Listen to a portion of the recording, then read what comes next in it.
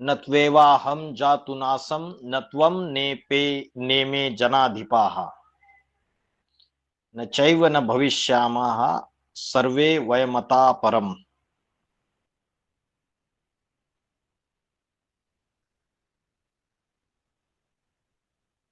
न तु एव अहम, न तो अहम माना मैं, जातु नासम, जातु माना किसी काल में, कोई भी समय में, जातु ना सम न आसम, नहीं था, आसम माना था, नासम न आसम नहीं था, जातु माना किसी काल में किसी समय में, अहम माना मैं,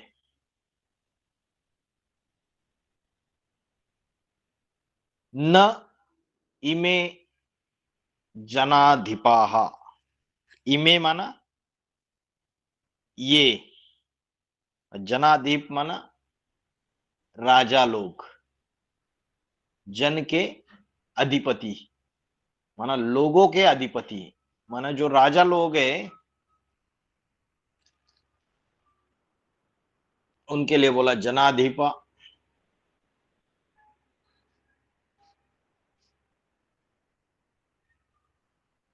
भविष्य में न च एव न भविष्याम, सर्वे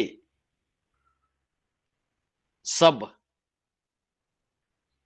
वयमता परम, परम माना बाद में या आगे, वयम अतः, अतः माना इससे,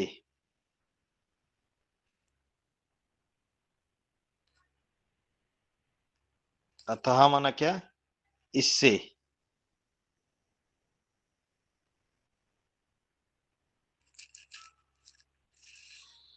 और वयम माना क्या,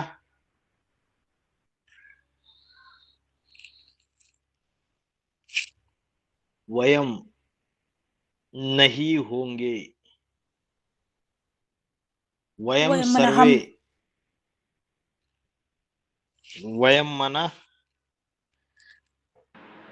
वयम माना हम, हम वयम माना हम। तो इस श्लोक में बोला है न त्वेवाहम जातु नासम न त्वम नेमे जनाधिपा, अहम माना मैं कोई समय किसी काल में नहीं था, न आसम, ऐसा नहीं है, न त्वम नेमे जनाधिपा, और तू नहीं है, किसको बोल रहे, अर्जुन को, अथवा ये राजागण भी नहीं थे, राजाए ये नहीं थे,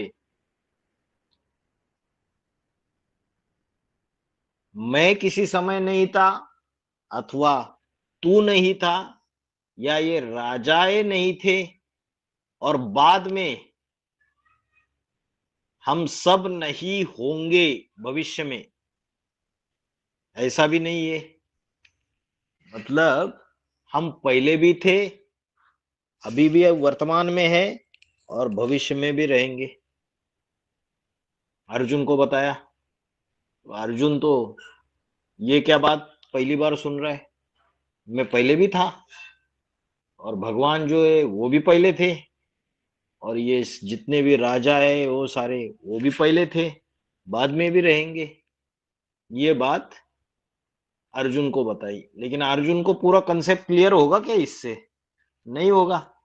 भगवान उसको बताना चाहते हैं कि आत्मा जो है वो अविनाशी है, इसलिए सतयुग त्रेता युग में भी हम थे, द्वापर युग में भी हम है, और कलयुग में भी हम रहेंगे।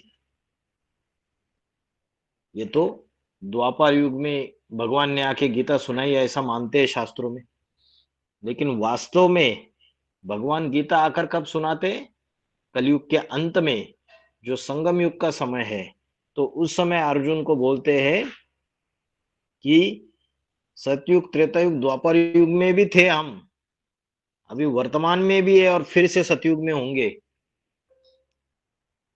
खत्म नहीं होते। बहुनी में व्यतीतानि जन्मानि तव चार्जुन, तान्य अहम वेद सर्वाणि न त्वम वेत्थ परंतप। मेरे और तेरे अनेक जन्म हुए इस सृष्टि रूपी रंगमंच पे। मैं उन सभी जन्मों को जानता हूं, तू नहीं जानता है, ऐसे भगवान ने बोला। इसका मतलब भगवान का पाठधारी जो है वो जन्म मरण के चक्र में आने वाला है। जो निर्गुण निराकार जिसमें प्रवेश कर रहा है, वो जो नंबर 1 पाठधारी है, वो जन्म मरण के चक्र में आने वाला है। इसलिए बोला बहुनी में व्यतीतानि जन्मानि तव चार्जुन, तान्य अहम वेद सर्वाणि, उन सब जन्मों को मैं जानता हूं, तू नहीं जानता है। क्यों? क्यों वो जानता है? त्रिकालदर्शी है,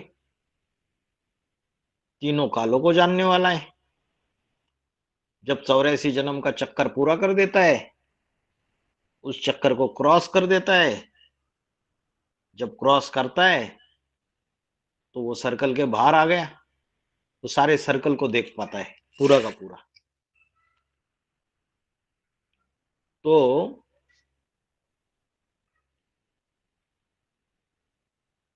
भगवान बताते, कोई समय मैं नहीं था, ऐसा कोई भी समय नहीं है। और तू नहीं था, ये राजागण नहीं थे, और बाद में भी नहीं होंगे, ऐसा भी नहीं है।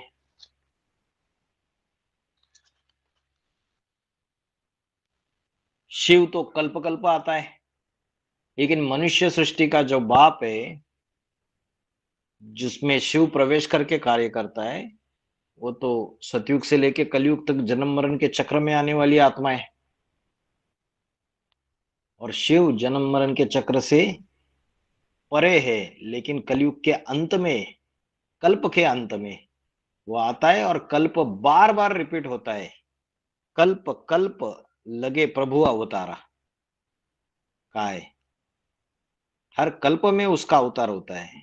कलातीत कल्पांतकारी, कल्प के अंत में वो आता है और सृष्टि का विनाश होके नई सृष्टि की स्थापना करता है। पुरानी सृष्टि का विनाश, नई सृष्टि की स्थापना। तो इस श्लोक में बोला अर्जुन को कि मैं कोई समय नहीं था, ऐसा नहीं है, तू नहीं था, ये राजागण नहीं है, और बाद में हम सब नहीं होंगे, ऐसा भी नहीं है। इसका मतलब आत्मा अविनाशी है, कभी मरती नहीं है, देह विनाशी है। तो तू शोक क्यों कर रहा है कि भीष्माचार्य इनको कैसे मारू, द्रोणाचार्य को कैसे मारू, कृपाचार्य को कैसे मारू? अरे हम तो बाद में भी होंगे, आप अपना काम करो, अर्जुन को समझा रहे।